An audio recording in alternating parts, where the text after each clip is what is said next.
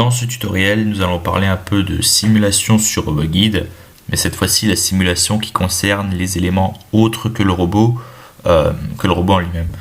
C'est-à-dire qu'on avait vu dans un précédent tutoriel comment simuler le déplacement de boîtes. Donc le robot venait prendre une boîte sur la table et aller la déposer un peu plus loin.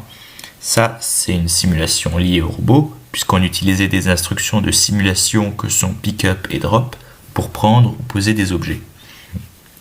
Dans cet exemple, on ne va pas du tout avoir besoin du robot, puisqu'on va s'intéresser à la simulation d'objets motorisés. Ça peut donc être une machine, comme celle que vous voyez ici. Ça peut aussi être une pince, par exemple, pour l'outil de notre robot. Et donc, avec ces objets motorisés, vous pouvez gérer l'ouverture et la fermeture, par exemple.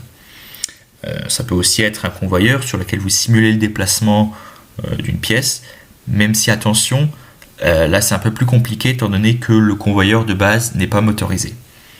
Alors, pour cet exemple, on va vous montrer comment fonctionne ce mécanisme de simulation, et pour cela, on va traiter l'exemple de la gestion de la motorisation d'une pince. Donc, pour cela, nous allons ajouter un nouvel outil à notre robot, exactement comme ce qu'on a vu dans un précédent tutoriel. Nous allons choisir une pince motorisée, celle-ci. Voilà, cette pince qui est composée de deux morts qui sont motorisés, qui sont indépendants les uns des autres. Donc, commençons par le premier mort. Vous faites un double clic.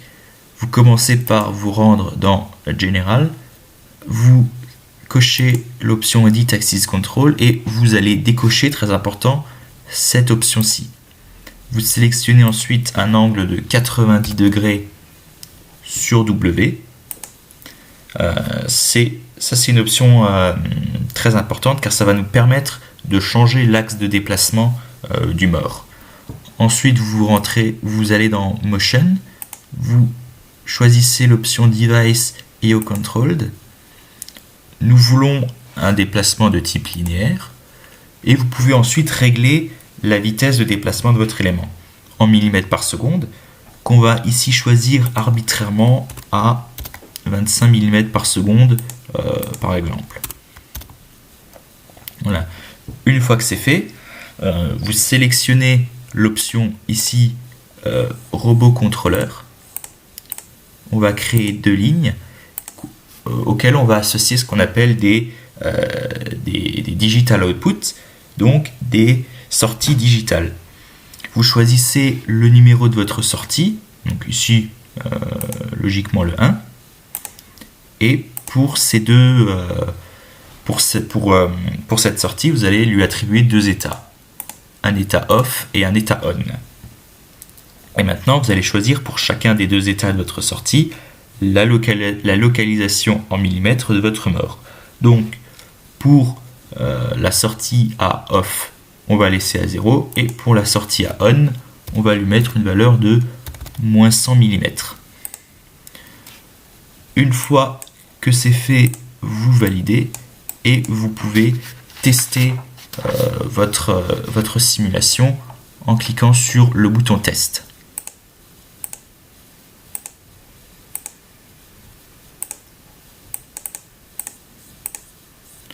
Voilà, donc vous pouvez voir le mort de droite qui bouge. Donc lorsque la sortie est à off, donc la valeur à 0, le mort est en position de repos comme ici, et lorsque la sortie passe à on, la pince doit saisir un objet, donc le mort se rétracte de 100 mm. On va ensuite suivre exactement la même procédure en ce qui concerne l'autre mort. Donc, vous vous rendez dans Edit Axis Control et cette fois-ci, vous allez sélectionner un angle de moins 90 degrés pour vous retrouver dans le même sens que l'autre mort.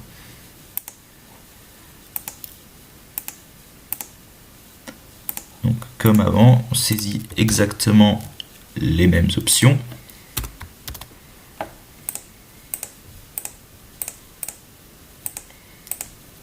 Nous allons sélectionner le même numéro de sortie, étant donné que les deux morts sont liés et doivent fonctionner simultanément de la même façon. Moins 100 mm. et nous allons valider.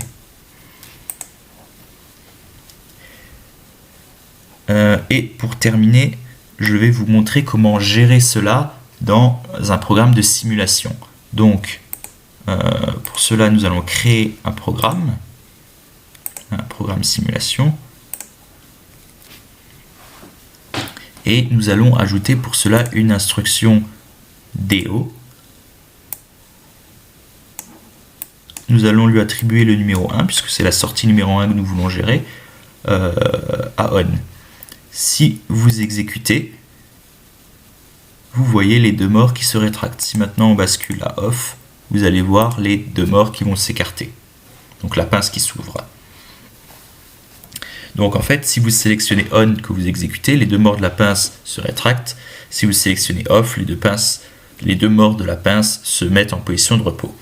Maintenant, pour que la simulation soit la plus réaliste possible, on avait vu tout à l'heure dans la fenêtre de vitesse qu'on a réglé à 25 mm par seconde, qui correspondait à la vitesse mise par le mort pour se déplacer d'une position à l'autre. Sauf que là, avec notre instruction, le déplacement il est instantané. Alors là, ça choque pas trop parce que le déplacement est assez court, mais imaginez un déplacement de plusieurs mètres, par exemple d'une pièce sur un tapis. C'est quand même bien de montrer la progression de la pièce sur ce tapis, pas juste de la faire apparaître à la position finale. Donc, étant donné qu'on avait une vitesse de 25 mm par seconde et un écart de 100 mm entre les deux positions, ça nous fait donc logiquement 4 secondes pour effectuer l'ouverture ou la fermeture de la pince. Donc, 4 secondes, c'est très long pour ouvrir une pince de 100 mm, mais je le fais volontairement pour vous montrer le principe. Donc, pour cela, vous allez sélectionner l'option Wait, qui est une temporisation, et on va lui attribuer un délai de 4 secondes. Une fois que c'est fait, vous pouvez exécuter votre programme, et vous allez voir la pince qui bouge progressivement. L'opération inverse.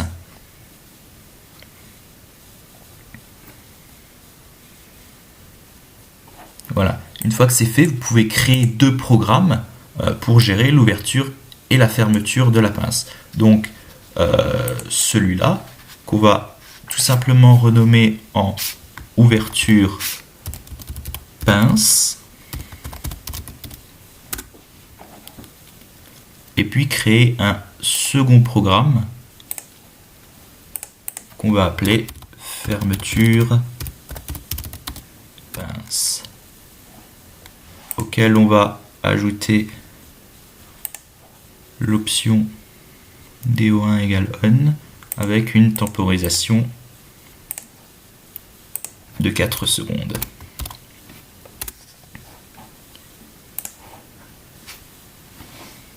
Donc voilà, maintenant si vous voulez que votre robot saisisse un objet, vous déclenchez le programme fermeture pince. Vous avez la pince qui se ferme, et si vous voulez ensuite que votre robot relâche cet objet, vous sélectionnez l'option ouverture pince. Et voilà. Donc voilà pour cette petite démo pour vous montrer comment gérer la simulation motorisée sur RoboGuide. Donc c'est exactement le même principe si jamais vous voulez contrôler la fermeture ou l'ouverture d'une porte sur une machine, par exemple. Alors là, j'ai justement créé deux programmes qui fonctionnent de la même façon, qui utilisent la sortie digitale numéro 2 cette fois-ci, et j'ai mis une temporisation de 2 secondes. Donc, comme vous pouvez le voir, si vous exécutez le programme Open Door, la porte va s'ouvrir en 2 secondes. L'opération inverse pour la fermeture. Et donc là, c'est encore même plus simple qu'avant, étant donné qu'on n'a plus qu'un seul élément à gérer, alors qu'avant, on avait la pince qui contenait 2 morts, donc 2 éléments à gérer. Et pour finir, je vais vous parler de ce qu'on appelle les digital input, donc cette fois-ci les entrées digitales. Donc je vais rester sur ma porte ici, que je vais aller chercher dans Où est-ce qu'elle est? Dans l'onglet machine, ici. Je vais sélectionner la porte. Et vous pouvez voir ici en fait un espace réservé au digital input. Donc je vais en ajouter 2.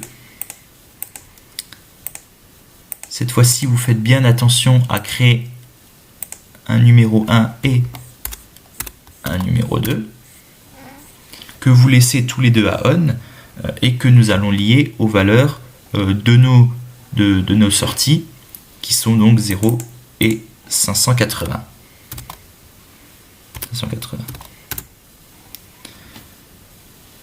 Voilà. En fait, ces entrées-là vont jouer le rôle de capteur, c'est-à-dire que notre entrée digitale numéro 1, elle sera à on lorsque la localisation de la porte sera à 0, c'est-à-dire lorsque notre sortie numéro 2 sera à off. À l'inverse, l'entrée numéro 2 sera à on lorsque la porte sera à une localisation de 580 mm, donc lorsque notre sortie digitale sera à on. Une fois que c'est fait, vous appliquez tout ça. Et du coup, dans le programme, ça vous facilite encore plus les choses, étant donné que tout à l'heure, nous étions obligés de calculer la temporisation qui correspond à la vitesse que nous avions sélectionnée. Ici, vous pouvez tout simplement supprimer votre instruction et ajouter un wait di égale on. Donc alors là, on est sur l'ouverture, donc c'est notre entrée numéro 2.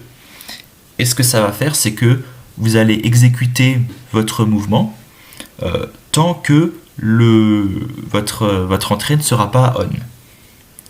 On va faire la même chose pour la fermeture, avec cette fois l'entrée numéro 1. Voilà. Et il ne reste plus qu'à exécuter. Vous allez voir que ça exécute exactement le même programme que précédemment. Donc pour l'ouverture et pour la fermeture.